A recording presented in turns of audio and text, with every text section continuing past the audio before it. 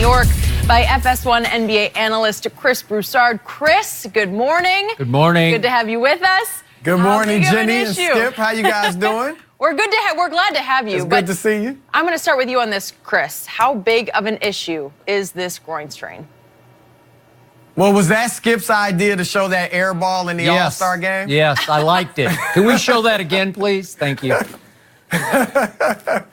No, I think there's a few things going on here, Skip. I think, one, anytime a guy comes back from injury, you're not going to be in game shape. So it takes you a few games to get ready, get back to game shape. And with LeBron, he's the type of player that players have to get used to playing with him, and he has to get used to playing with them. So I think those are a few of the reasons for what looked like subpar play in terms of by LeBron James standards in his first 6 or 7 games back. Keep in mind, he's averaging 23 points, 12 rebounds, and 10 assists since he's been back. But I think what people are looking at are the lack of explosiveness. It comes in bursts, but it's not there consistently. I think that's also just he's 34 years old, and he's in his 16th season. And I think the aging process is beginning to hit LeBron, and he knows it, so he paces himself. Last year he paced himself, maybe even the year before, but then he had this huge burst at the end of the season. Remember, everybody was talking about the Cavaliers in these dire terms. Are they the same team? Are they going to be okay? Is LeBron going to be able to get them back to the finals? And he came on very strong in the second half of the season. I expect to see the same thing. I talked to a person close to him this morning, and they said the groin really isn't a problem. They think he's just kind of been pacing himself because he's not quite fully in basketball shape. And, as he gets back into that shape, he's got to pick his spots. But I expect, Skip, to see a reinvigorated LeBron James as the Lakers try to make this playoff push. Did I just hear my friend Chris Broussard say that the aging process has hit LeBron James? I think those words just came out of your mouth. Skip, it has. And remember last year when everybody was saying, is this LeBron's best season ever? I was saying no, it's a great season, but it's not his best ever because his best ever, he was a terror both offensively and defensively. Right, I agree. He is not playing good defense. Even before the injury, he's just not the same defender, which is to be expected at his age and this stage of his career. Now, this LeBron is still very good. It's still great. It's still arguably the best player in the world. But yeah, I think it's fair to say that he's not quite the same player.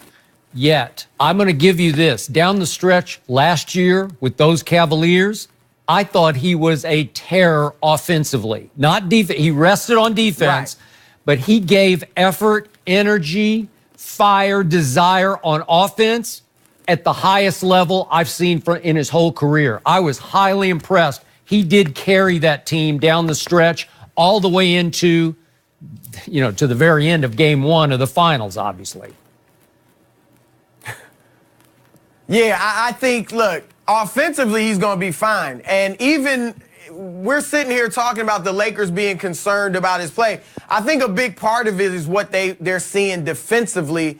You saw Trae Young, and look, LeBron's not expected to be able to stay in front of Trae Young, but in that Atlanta game, Trae Young just blows by him. He did. And during these 6 or 7 games, what the Lakers have seen is we kind of have had to try to hide LeBron defensively. You've never had to say that about him. Even earlier in the season when we know he wasn't as good as he used to be on defense, you still may not have had to hide him as much. But again, I'm like you. I expect him to come out. This is what the Lakers season is about. At best, no one expected them to beat Golden State and get to the finals. They certainly expected them to make the playoffs. And at this point, with LeBron missing 18 games, I think it would be a relative achievement for them to get into the playoffs, especially if they can avoid the 8th seed, because I believe if they can get to 7, now I know that's a big if. It's a big Your if. Spurs are there right now. But if they can get to 7, I like the Lakers over Denver. Okay. I like the Lakers to make a decent playoff run and be able to get to the second round, if not the conference finals, if they can avoid Golden State early. Okay, before we leave the groin injury, I can't get past, I'm going to bring it up one, maybe last time on this show. Maybe last time. Maybe tomorrow will be the last time. But Chris, December 26th, the day after the fateful groin injury was suffered at Golden State on Christmas Day, LeBron, as you recall, tweeted, dodged a bullet, and then hashtag back in no time. And he had seen the MRI. Again, he said he heard a pop the day before, which is not good, a really bad sign. So did he tear it or not? I don't know. And then we were thinking 3 weeks maybe, and it was the maximum of about almost 6 weeks. So what happened? Why would he have tweeted that the day after if he didn't think it wasn't nearly as bad as he thought it was on December 25th? I did talk to one of his, now the word they're using is associates, about that. And he said LeBron thought, when you say he heard a pop, remember, this is a guy that's never been seriously injured. And he keeps his body in great shape. We know all the money he puts into it. So I was told he heard a pop and he thought it was a lot worse. And he was happy to find out, okay, it's only a strained groin. Whether it takes 3 weeks or 6 weeks, he was happy that that's all it was. That's what I've been told.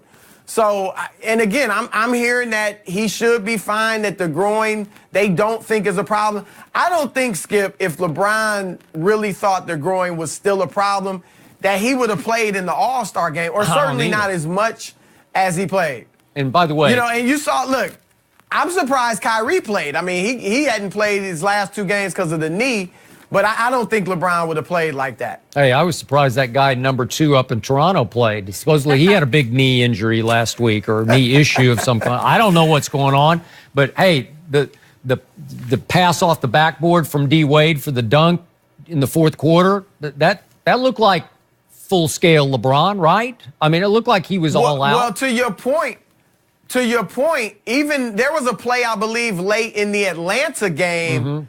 I don't remember if it was an out. I think he drove to the basket and had a slam late that, you know, it looked like old LeBron. I believe he can do that in spurts, and certainly offensively as he rests defensively. But look at the guys in LeBron's draft class, Skip. Dwayne Wade is about to retire. He is. Carmelo Anthony can't find a team that wants him. Chris Bosh is retired. Yep. Kobe, remember in Kobe's 16th year, that was the last year he made the playoffs. He had the Achilles injury at the end of that year, and then he battled with injuries the rest of his career. LeBron has spoiled us to some degree because this was his worst injury, and it was only 18 games. I hope that going forward, we don't start to see these little nagging injuries hit him, but it is Father Time, and we know what they say about him.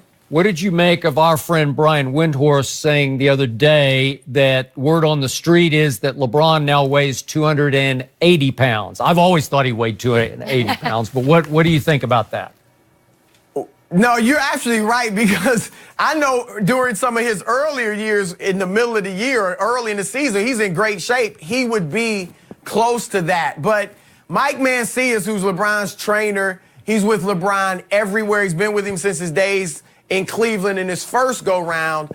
He came out and really disputed it strongly. Obviously, Brian is plugged in, but I think people are just kind of speculating. Look, I've talked to people around the league, Skip, that have said they don't think LeBron, and I'm not just talking about these last 6 or 7 games. I mean this season, even as he's put up good numbers, they don't see the same explosion that they used to see. I don't either. Yep. Some people are beginning to think that you're starting to see a little bit of a decline in LeBron's game. And in these games since his return, especially the game at Boston, at Philly, at Atlanta, I just didn't see that fire and desire. I don't know if he was protecting, guarding, just sort of going 3/4 speed because he was afraid to let it fly. But what did you see in those 3 games? Because I didn't see the guy I saw down the stretch in Cleveland last year. And that's what the Lakers have talked about being concerned about as well, is the lack of intensity. Look, you and I both know at times LeBron has sulked. If he feels like he doesn't really have enough to help him go as far as he wants to go, which I guess now would be deep into the Western Conference playoffs. He can sulk. We've seen it in Cleveland before, and I think that's what you're seeing a little bit of. I think when he sat there during those 18 games, or really those first 17, and saw this team go 6-11 and really struggle with taking something out of him mentally and emotionally, and he's got to get it back. There's no ifs, ands, or buts about it. He has got to, however he feels about this team, he's got to lead it, and he's got to play with that intensity because they will feed off of him. I agree with LeBron and Rondo when they said before the break, we need this. This is at the right time for us. I think the young guys, they're a little further removed now from the trade deadline issues. I think LeBron is probably going to be healthier. Lonzo should be back, and that's hurt their defense losing him. So I think the young players are ready to come back and try to make a push. They need to see an engaged and an intense LeBron who exudes confidence in not only in himself,